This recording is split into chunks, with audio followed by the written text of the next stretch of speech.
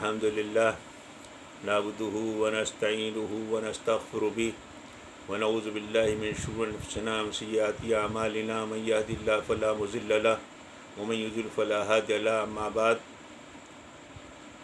قال النبی صلی اللہ علیہ وسلم یسروا ولا تعسروا بشروا ولا تنفروا وقال النبی صلی اللہ علیہ وسلم من سبنی فاقتلوا من سب اصحابی فاجلدوا او کما قال علیہ الصلوۃ والسلام۔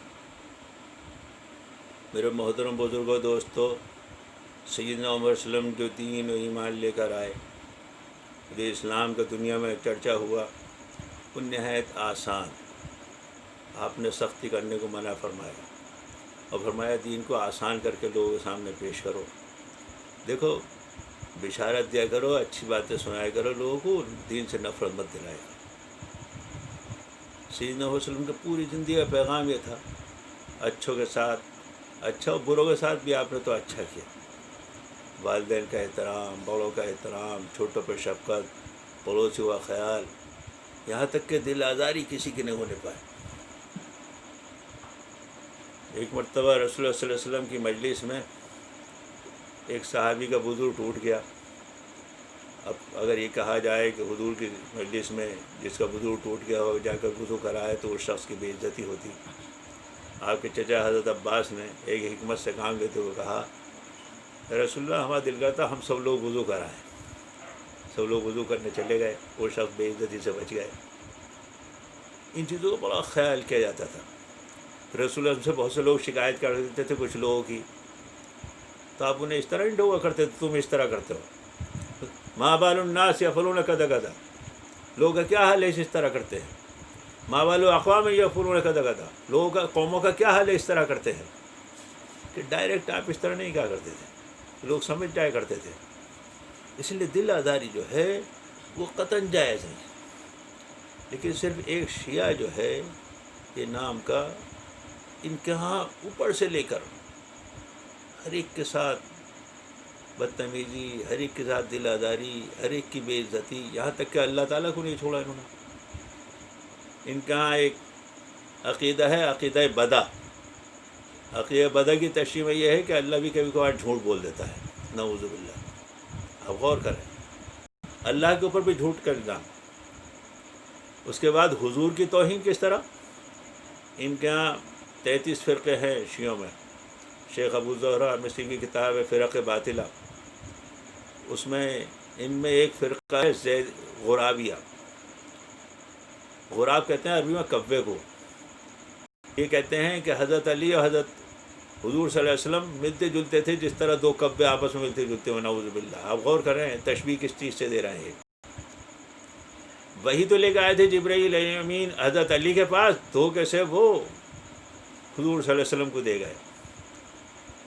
ویسے بھی ان کے ہاں حضور صلی اللہ علیہ وسلم کی توہین کرنا کوئی بڑی چیز نہیں ہے، کیونکہ تمام اماموں کا درجہ جو ہے انبیاء کرام سے بڑا ہوا ان کے ہاں۔ اس وجہ سے ان کے ہاں یہ کوئی بڑی چیز نہیں ہے حضور کی توہین۔ ان کے ہاں ایک عقیدہ ہے، عقیدہ رجا، حق الیقین۔ ان کے ہاں ایک کتاب ہے، اس میں لکھا ہوا ہے ہمارے جب 12ویں امام آئیں گے وہ مکے جائیں گے، وہاں پر طواف کریں گے، اس کے بعد مدینہ منورہ آئیں گے اور حضور صلی اللہ علیہ وسلم کے روضے پہ دیوار توڑ کر داخل ہوں گے، کہیں گے یہ دو آدمی کون لیٹے ہوئے ہیں برابر میں، معلوم ہوگا ابو بکر و عمر ہیں۔ انہیں نکالیں گے، انہیں ننگا کر کر پیڑ پر لٹکائیں گے، کہیں گے دنیا میں جتنے آج تک زنا ہوئے ہیں، جتنے شرابیں پی گئی ہیں، اس کا سب الزام ان کے اوپر، اور انہیں کی لاشوں کو ٹانگ کر ان پر کوڑے برسائے جائیں گے اور قیامت تک وہ کوڑے برستے رہیں گے۔ یہ شیخین کے ساتھ ان کا معاملہ کتابوں میں لکھا ہوا ہے، کوئی دو چار کی طرح۔ ہر ایک کے ساتھ دل آزاری پورا۔ میں اگر موٹی موٹی دل آزاریاں ان کی گناؤں، موٹے موٹے کارنامے گناؤں جو اس زمانے میں بھی ہم لوگوں کو جھیلنے پڑتے ہیں اور دیکھنے پڑتے ہیں، لوگوں کے اعتراضات۔ ہمارے سنبل میں 7 محرم نکلتے ہیں یہاں کے رومی گیٹ کے برابر، پورے سنبل کی لائٹ کاٹ دی جاتی ہے، مکمل بلیک آؤٹ۔ بیچارے مسلمان تو مسلمان، غیر مسلم پریشان ہوتے ہیں اس سے۔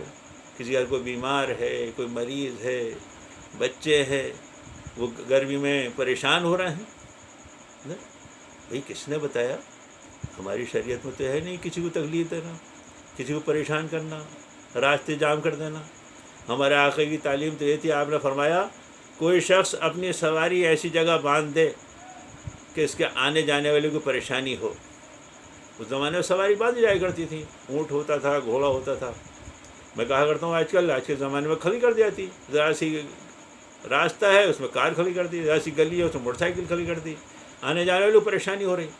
آپ نے فرمایا اگر کوئی شخص اپنی سواری ایسی جگہ باندھ دے آنے جانے والے پریشانی تو اس کا جہاد بھی قبول نہیں ہے۔ جہاد سب سے بڑی چیز تھی، جان مال سب کچھ انسان لے کر جا رہا ہے اس میں جہاد، تو اس کا جہاد بھی قبول نہیں ہے۔ ہمارے آقا کی تعلیم یہ، آپ راستے جام کر کر کے پولیس کو ایڈمنسٹریشن کو پریشان کر رہے ہیں۔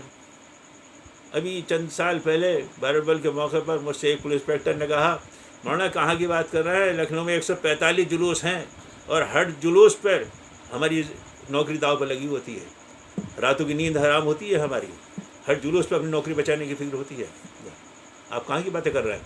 145 آپ ایڈمنسٹریشن کو پریشان کر رہے ہیں۔ ہر کسی کو ہمارے تعلیم ہی نہیں ہے، صرف شیعہ نہیں، بہت سے سنی بھی چلا راستہ گھیر کا سیرت النبی کا جلسہ کرایا جا رہا ہے، راستے گھیر کا سبیلیں لگائی جا رہی ہیں۔ قطن شریعت میں کہتا ہوں راستہ گھیر کر بہت سے لوگ 5 پارے والی تراویح پڑھتے ہیں، آنے جانے والی پریشانی ہوتی ہے اس میں۔ کہاں سے بتایا وہ یہ چیز؟ اب کیا تصور پیش کر رہے ہیں دین کا اور شریعت کا لوگوں کے سامنے؟ کیسے پیش کر رہے ہیں؟ کیا پیش کر رہے ہیں؟ اور خاص کر شیعوں کی بات کر رہے ہیں تو عجیب غریب واقعات ہیں۔ آپ ایک گھوڑا ہمارے بچپن میں ہمارے جنگلوں میں کھیتوں کھلیان میں ایک گھوڑا گھوما کرتا تھا، ہمارے ہم سے 10 کلومیٹر سنبل سے قریب ہے سرسی سادات، وہاں ایک گھوڑا گھوما کرتا تھا، امام حسین کا گھوڑا۔ وہ کھیت کھلیان برباد کرتا نہیں سکتا تھا کہ امام حسین کا گھوڑا ہے۔ محرم جب آیا کرتے تو اسے پکڑ کے اس کی آنکھوں میں مرچیں جھونک دیا کرتے تھے، اور جب تڑپتا تھا اور کوستا تھا امام حسین کا کمبر ہو رہا ہے، امام حسین کا کمبر ہو رہا ہے۔ آپ کیا چیز پیش کر رہے ہیں بھائی؟ ایک ساتھ آپ ظلم کر رہے ہیں۔ حضور کی تو ہماری تعلیم میں بات یہ نہیں تھی۔ ایک صحابی ایک گورے کے 2 بچے پکڑ لائے تھے، ساتھ میں آ گئے، آپ نے فرمایا دیکھو ماں کو اپنے بچوں سے کتنی محبت ہے، دیکھو اسے تکلیف مت دو، جاؤ اس کے بچوں کو اسے بھائی چھوڑا، اس کے گھونسلے پر رکھا۔ دسیوں واقعات، ہرن کا واقعہ، کتنے واقعات اس کی تفصیل میں نہیں جانا چاہتا۔ حضور صلی اللہ علیہ وسلم تو جانوروں کے ساتھ بھی، بلکہ آپ نے تو صاف سنایا ایک عورت نے بلی پال رکھی تھی، باندھ دیا تھا اسے، زیادہ کھانے کو بھی نہیں دیتی تھی سنبھال کے، وہ مر گئی بھوک سے، اس عورت کے بارے میں جہنم کا فیصلہ ہو گیا، جہنم کا فیصلہ ہو گیا، جانوروں کو تکلیف دینے کی وجہ سے۔ عجیب بات، ایک بچہ ہے آپ نے اس کے تیشہ مار دیا سر میں، اس گھر سے خون نکل رہا ہے، اس کا بینر بنوا کر آپ دریا والی مسجد کے اوپر لگائے ہوئے ہیں، ہزاروں غیر مسلم گزرتے ہوئے وہاں سے دیکھتے ہوں گے کہ ان کا یہ دین ہے۔ ایک بچے کے تیشہ مار دیا، بچہ بیچارہ کیا جانتا ہے کیوں ظلم ہو گیا اس کے بچے کے اوپر؟ ہمارے تعلیم کیا تھی؟ آپ بیٹھے ہوئے ہیں برابر میں، آپ کے اقرا بن حابس سے قوم کا سردار بیٹھے ہوئے تھے، سیدنا حسن حسین آئے اور آپ نے ایک دم سے گود میں لے کر دونوں بچوں کو پیار کرنا شروع کر دیا۔ وہ اقرا بن حابس بولے کیا بچے بھی پیار کرنے کی چیز ہیں؟ میرے 10 بچے ہیں لیکن میں نے کبھی کسی کو پیار گود میں لیا نہ کبھی کسی کو پیار کیا۔ آقا کا زندگی میں چند مرتبہ سے چہرہ کہ جو جملہ کہا یہ جملہ ہے، آپ نے فرمایا اللہ میں ارحم صغیرنا، جو چھوٹوں پر رحمت اور شفقت نہیں کرنے والوں کا احترام نہ کرو۔ ہمارے استاد ہمارے کسی کو ملت سے خارج کر دینا، کسی کے اسلام سے خارج کرنے والی بہت آسان ہے، لیکن آپ ہم میں سے نہیں ہے، مت کر پھینک رہے ہیں۔ یہ تعلیمات آپ دے رہے ہیں، لوگوں کو سامنے آپ اسلام پیش کر رہے ہیں، اسے بتا رہے ہیں آپ دین شریعت۔ بچوں کے ساتھ ظلم، گھوڑے کے آنکھ میں مرچیں جا رہی ہیں، ہر ایک کے مرتبہ ایک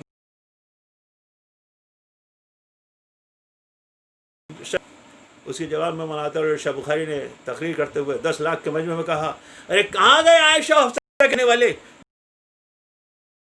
دیکھ لگ رہی طرف سے کھڑی ہوئی ہیں، ادھر سے لوگ تو پورا 10 لاکھ کا مجمع داخلہ مار کر رو رہا تھا۔ ہمیں ہمیشہ سے دل آزاری، ہمیشہ سے دل آزاری. کیا بگاڑا عائشہ افسر ہے تمہارا؟ حضرت عثمان غنی تورن جیسے باحیا شخص کے بارے میں کہتے ہیں انہوں نے مرنے کے بعد اپنی بیوی سے زنا کیا.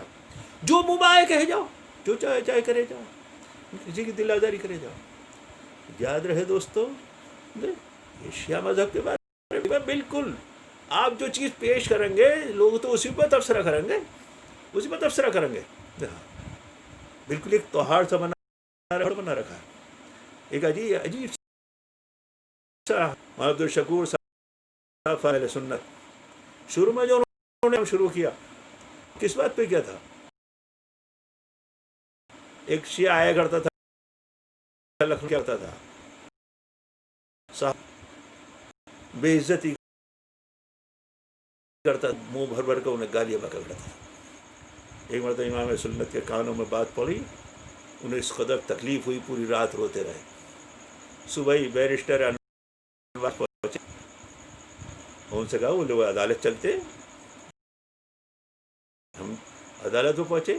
آزادی کے پہلے کا زمانہ ہے، عیسائی جج تھا، مقبول احمد دہلوی کو بلایا گیا. اس نے کہا یہ ہندوستان سیکولر ملک ہے، اس ملک میں ہر شخص کو اپنے مذہب پر عمل کرنے کی اجازت ہے. ہمارا مذہب اور دین ہے ان کے صحابہ کرام کو گالی بکنا، آپ ہمیں کیسے روک سکتے ہیں؟ انور افضل باہر چلے آئے. انہوں نے امام اہل سنت سے کہا، انہوں نے یہ کہا بھائی میرا اس کا کوئی جواب نہیں تھا، میں تو تاریخ لے کر چلا آیا. انہیں آئندہ تاریخ کون سی؟ بولے 14 تاریخ ہے. بولے اس سے پہلے میں آپ کو بتا دوں. رات دن لگ گئی کتابوں کے اندر امام سنت. آخری دن جب آیا تو انہوں نے بتایا کہ تمہیں اس کے جواب میں یہ کہنا ہے.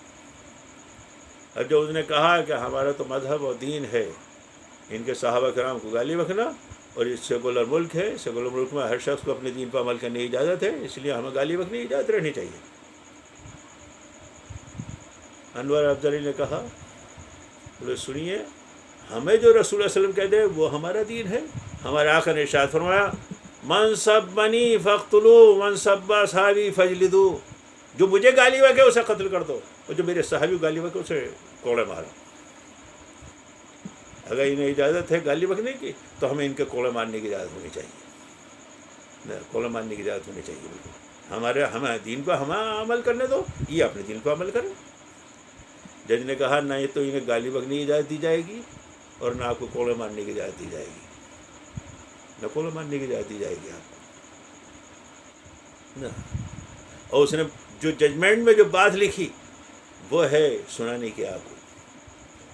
اس نے کہا میں نے 10 مذاہب کا مطالعہ کیا ہے، دنیا کے کسی بھی مذہب میں کسی دوسرے مذہب کے سربراہ کو اور بڑوں کو گالی بکنے کی اجازت نہیں ہے. معلوم یہ ہے کوئی شیعہ کوئی دین و مذہبی نہیں ہے، مذہبی نہیں، کسی بھی مذہب میں کسی دوسرے مذہب کے شخص کو گالی بکنے کی اجازت نہیں. معلوم یہ کوئی دین و مذہبی نہیں ہے. آپ کیا پیش کر رہے ہیں؟ اس ملک کے اندر ہمارے لیے مصیبتیں یہ باتیں وہی ہیں، ہم نے صحیح اسلام پیش نہیں کیا، صحیح دین پیش نہیں کیا لوگوں کے سامنے. یہ خرافات لوگوں کے سامنے آتی ہیں، ہم نے صحیح دین پیش نہیں کیا. اس ملک کے اندر 800 سال ہم نے حکومت کی ہے، 800 سال حکومت کی ہم نے اس ملک کے اندر. ہم نے لال قلعے بنوائے، تاج محل بنوائے، 12 دریا بنوائیں، رنڈیوں کے ناچ کرائے، شرابیں پیے تو اللہ نے ہمارے پر شرابوں کو مسلط کر دیا. اور حالات ہمارے بگڑتے گئے چلے، اور حالات بگڑتے چل رہے تو اللہ تعالیٰ نے ہمیں پیشاب پینے والوں کو مسلط کر دیا.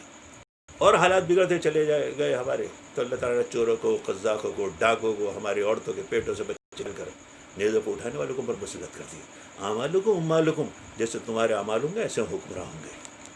دوستو یاد رہے اس ملک کے اندر نے اسلام کی صحیح تشریح نہیں کی، صحیح اس کی شبیہ پیش نہیں کی، صحیح اس کی صورت پیش نہیں کی. ہم نے نہیں بتایا کہ اسلام کیا بتاتا ہے، پڑوسیوں کا کیا حقوق ہے، غیر مسلم پڑوسیوں کے بھی کیا حقوق ہیں. یہ حضرت علی کا بہت نام لینے والے ہیں.